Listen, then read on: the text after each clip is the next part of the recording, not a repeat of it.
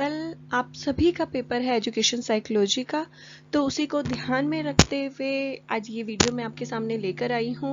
और ये जो आपका यूनिट 5th है, आपका बिहेवियर प्रॉब्लम एंड मैनेजमेंट, उससे रिलेटेड है। और उसके अंदर जो आपने फंक्शनल बिहेवियर एनालिसिस यानी FBA जो पढ़ना है, उसके बारे में हम बात करेंगे कि क्या है फंक्शनल बिहेवियर एनालिसिस। साथ ही साथ ABC मॉडल के बारे में भी जानेंगे कि ये ABC मॉडल क्या है और किस तरीके से ये काम करता है। तो चलिए बिना वक्त ज़ाया किए मैं प्रीति आपकी अपने चैनल मंत्रा एजुकेशन हब में एक बार फिर से बहुत बहुत स्वागत करती हूँ।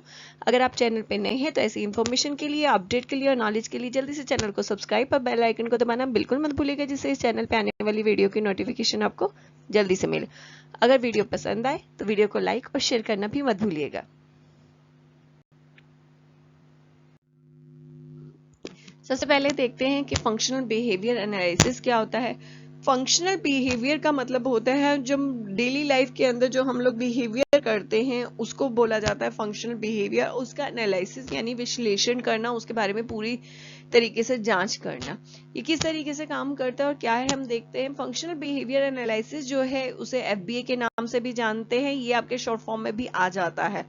और ये एक बिहेवियर इंटरवेंशन प्लानिंग या प्रोग्राम, इसको BIP जो है बोला जाता है।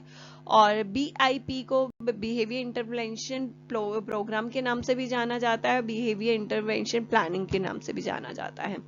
तो ये आपका है BIP। और ये फंक्शनल बिहेवियर एनालिसिस का छोटा सा पार्ट है। इंटरवेंशन बहुत बड़ा पार्ट है, उसको जो है उस पर जब हम काम करते हैं तो किसी भी टारगेट बिहेवियर को एनालिसिस करते हैं, उसके लिए FBA, उसे एनालिसिस करना जो है FBA कहलाता है। और ये दोनों ही एक रिटन डॉक्यूमेंट है और ये किसी स्पेशलिस्ट के द्वारा ही बनाए जाते हैं, या तो हेल्थ स्पेशलिस्ट हो गया, या आपका स्पेशल एजुकेटर हो गया, या साइकोलॉजिस्ट द्वारा ये चीजें बनाई जाती हैं। और ये जो प्रोवाइड इंफॉर्मेशन होती है, पूरी की पूरी इंफॉर्मेशन जो एक ऑर्डर के अंदर होती है, गाइडेंस जो होती है, ट्रीटमेंट होता है, और जो गोल के ऊपर काम किया जाता है, एक क्लाइंट के ऊपर, एक स्टूडेंट के, जो भी है आपका स्टूडेंट है या केस है, उन सब के ऊपर जब ये काम किया जाए, एक सिस्टमेटिक तरीके से किया जाता है, तो एक डाटा रेडी किया जाता है, एक डॉक्यूमेंट रेडी किया जाता है। और इस डॉक्यूमेंट को IP के साथ जो है डील किया जाता है, अकेले बैठ के नहीं किया जाता। क्योंकि जब हम बिहेवियर प्रोग्रामिंग कर रहे हैं, हम तो वेट नहीं कर सकते बच्चे का कि कब वो बिहेवियर दिखाएगा और कब मैं उसको ठीक करूंगी। तो इसी दौरान जब IP बच्चे पे काम कर रहे होते हैं, एजुकेशन प्लानिंग चल रही होती है, उस दौरान पे इसको ऐड किया जाता है। और जब बच्चा जो भी बिहेवियर दिखाता है, टारगेट बिहेवियर दिखाता है, तो हम उससे टेक्निक का यूज करके, डिफरेंट टेक्निक्स आपकी BM की होती है, उनको टेक्निक को यूज करके हम बिहेवियर को मॉडिफाई करने की कोशिश करते हैं। तो इसके अंदर कुछ स्टेप्स फॉलो होते हैं, हम उसको देख लेते हैं FBA को अच्छे से समझने के लिए। सबसे पहले आता है आइडेंटिफाई द प्रॉब्लमेटिक बिहेवियर। इसके अंदर सबसे पहले जो है हमें बिहेवियर को आइडेंटिफाई करना पड़ता है। और बिहेवियर को आइडेंटिफाई करने के लिए बहुत सारी चीजें देखी जाती हैं। लाइक एग्जांपल के तौर पे बच्चे की एज देखी जाती है। जो हमें टारगेट बिहेवियर लेना है, एज के अकॉर्डिंग हमें सेलेक्ट करना होता है। उसके बाद जो है बच्चे के लिए जब हम एज के अकॉर्डिंग, बच्चे की बिहेवियर की फ्रिक्वेंसी के अकॉर्डिंग, सिवियरिटी के अकॉर्डिंग हम गोल चूज करते हैं कि बच्चे को कौन सा प्रॉब्लम बिहेवियर जो है हमें टारगेट बिहेवियर बनाना है। बच्चे को ऑब्जर्व करके हमने बहुत सारे प्रॉब्लम बिहेवियर दिखा लिए, देख लिए कि बच्चे के अंदर बहुत सारे प्रॉब्लम बिहेवियर, लेकिन उसको कौन से बिहेवियर को हम टारगेट बिहेवियर बनाएंगे, वो भी एक मैटर करता है। तो हमने जब आइडेंटिफाई किया, नेक्स्ट आपका आता है collect specific data about the behaviour. जो हमने टारगेट बिहेवियर बनाया है, चूज किया है, उसके बारे में हम पूरे तरीके से डाटा जो है कलेक्ट करते हैं। स्पेसिफिक डाटा कलेक्शन किया जाता है।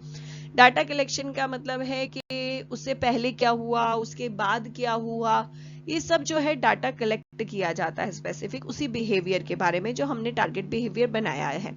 जब हमने डाटा कलेक्ट कर लिया तो उसके बारे में हम उसे सर्च करते हैं, एनालिसिस करते हैं कि कब कहाँ क्या हुआ, किस प्लेस पे हुआ, क्या बार बार वहीं पे हो रहा है या अदर प्लेस पे भी हो रहा है, किसी पर्सन के सामने हो रहा है या नहीं हो रहा है, क्या पर्टिकुलर एक टाइम है, पहले हमने डाटा कलेक्ट किया, देन हम उसको एनालिसिस करेंगे उस डाटा को। उसको करने के बाद जो है प्रेजेंट यूर फाइंडिंग, आप प्रेजेंट जो है आप देख लेंगे कि एनालिसिस जो किया है तो किस वजह से प्रॉब्लम बिहेवियर हो रहा है, वो घट रहा है, आप फाइंड कर लेंगे। ये आपका जो चारों स्टेप है आपका फंक्शनल बिहेवियर एनालिसिस का पार्ट है।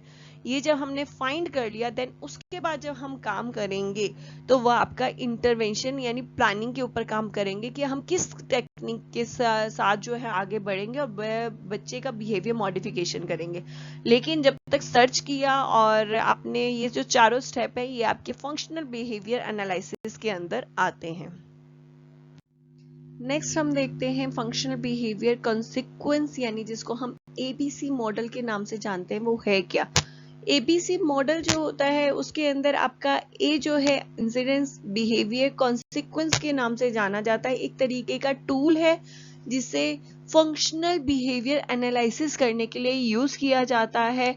उसके जो बच्चे के माल अडप्टिव बिहेवियर है या अनयूजुअल बिहेवियर है उसको एनालिसिस करने, उसको आइडेंटिफाई करने के लिए इसके यूज किया जाता है। आइडेंटिफाई तो नहीं कहूंगी, उसको एनालिसिस करने के लिए यूज किया जाता है, क्योंकि आइडेंटिफाई करने के लिए हम पर्टिकुलर जो है टूल्स का यूज करते हैं। लाइक आपका बेसिक एमआर की हम बात करते हैं या बीएसएल एमआर की बात करते हैं, जिससे बिहेवियर आइडेंटिफाई होते हैं। डायग्नोस्टिक्स आपका ये बिहेवियर असेसमेंट टूल्स हैं।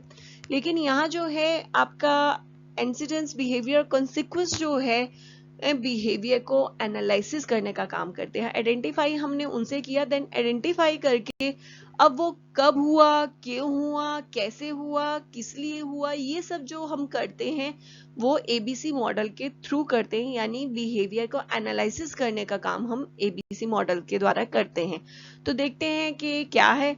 सबसे पहला जो इंसिडेंट्स होता है, पर्टिकुलर कोई एक स्पेसिफिक आपका जो बिहेवियर है या टारगेट बिहेवियर जिसको कहते हैं, वो टारगेट बिहेवियर जो है उससे पहले क्या हुआ था, क्या चीजें उसके इन्वॉल्व थी। उसके अंदर कुछ क्वेश्चंस हैं जो हम बच्चे से या उनके आसपास जो उससे जुड़े हुए लोग हैं उनसे पूछते हैं कि लाइक जब आपका कोई बिहेवियर हुआ था उस सिचुएशन क्या थी, वो क्या सिचुएशन थी जिसकी वजह से ये बिहेवियर घटा, उसके अंदर कौन कौन इन्वॉल्व था, कोई पर्सन से इन्वॉल्व था या किस वजह से घटा, कोई एक्टिविटी थी किस वजह से घटा, क्या कोई और भी उसके अंदर इन्वॉल्व था जो आपका फैमिली मेंबर के अलावा कोई अदर पीपल ये जो है उसके साथ इन्वॉल्व हुए हों, या ये ऐसे कोई स्पेसिफिक जो प्लेस है उसकी वजह से वो घटा हो।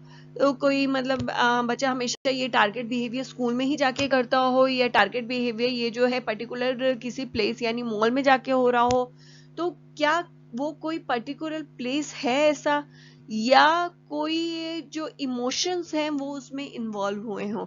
इमोशंस इसके अंदर बहुत सारे उसके अंदर जुड़ जाते हैं। लाइक एग्जांपल, कोई आपका टारगेट बिहेवियर हुआ हो तो उससे पहले उसे किसी ने डांटा हो, या फिर जो है कोई ऐसा पर्सन आया हो जिसे उसे प्यार किया हो, तो कुछ भी इमोशंस हो सकते हैं, सिर्फ अच्छे भी और बुरे भी। क्या ऐसा कुछ ऐसा पहले किसी टारगेट बिहेवियर से पहले जो हुआ हो, कुछ भी बिहेवियर हुआ हो, तो उसको इंसिडेंट्स कहते हैं। लाइक एग्जांपल के तौर पे एक बच्चा सुबह उठता है और मॉर्निंग में स्कूल जाता है। मॉर्निंग में स्कूल जाता है, उससे पहले जब भी ये पिलाया जाता है, मदर वैसे चुपचाप रेडी होता है, लेकिन जब मदर दूध लेकर आती है तो वो रोता है। तो यहाँ पर उससे पहले क्या हुआ, उसका रेडी होना, माँ का दूध लेकर आना जो है आपका इंसिडेंट्स जो है वो कहलाएगा कि बिहेवियर से पहले क्या हुआ। उसका रेडी होना हुआ, मदर का दूध लाना हुआ, फिर जो है उसको दूध पिलाने के लिए जबरदस्ती करना हुआ, तो ये सब क्या कहलाएंगे, आपका इंसिडेंट्स कहलाएंगे। नेक्स्ट आता है आपका बिहेवियर, जो आपका टारगेट बिहेवियर की उसमें बात की जाती है कि टारगेट बिहेवियर कब हुआ, किस टाइम हुआ, उसकी फ्रीक्वेंसी क्या थी, उसकी सिवियरिटी क्या थी, उसको जो है देखा जाता है। उसके बाद जो है कॉन्सिक्वेंस आता है, यानी बिहेवियर जब हो चुका है उसके बाद क्या हुआ, उसका रिजल्ट क्या आया, यानी क्या किसी तरीके की कोई पनिशमेंट दी गई थी या इन्फोर्समेंट दिया गया था, या उस एक्टिविटी में उसको जिस वजह से रो रहा था उसे ले लिया गया था, या किस तरीके के इमोशन जो है बच्चे के सामने आए, या अदर जो वहां पे पर्सन थे उन्होंने किस तरीके से रिएक्ट किया, या उस के बिहेवियर से अदर लोग जो है वो इफेक्टिव हुए, या किसी तरीके की जो है एक्टिविटी जो है वो इफेक्टिव हुई, या बच्चे का बिहेवियर किस तरीके से इन्फ्लुएंस हुआ। तो ये सब जो है टारगेट बिहेवियर जो आपका है, उसके बाद क्या हुआ बच्चे ने जब वो किया, तो उसके बाद वाले को कॉन्सिक्वेंस कहते हैं। ये जो है आपका एबीसी मॉडल है। नेक्स्ट आपका है एबीसी मॉडल हमें क्यों यूज करना चाहिए या उसकी इंपॉर्टेंस क्या है। तो एबीसी मॉडल जो है बहुत सिंपल वे है किसी भी बिहेवियर को एनालिसिस करने के लिए, और जब हम इसके द्वारा किसी भी बिहेवियर को एनालिसिस करते हैं तो उसका रिजल्ट बहुत अच्छा आता है। अच्छा आता है का मतलब है कि बहुत अच्छे से किसी भी बिहेवियर को एनालिसिस किया जा सकता है इसके द्वारा। साथ ही साथ बहुत ज़्यादा टाइम कंज्यूमिंग नहीं है, बहुत जल्दी जो है इसको कर सकते हैं और बहुत इजी तरीका है। अगर कोई आम इंसान इसको समझना चाहे तो बहुत इजीली समझ सकता है, लेकिन इसे किया तो किसी ऑथराइज जो है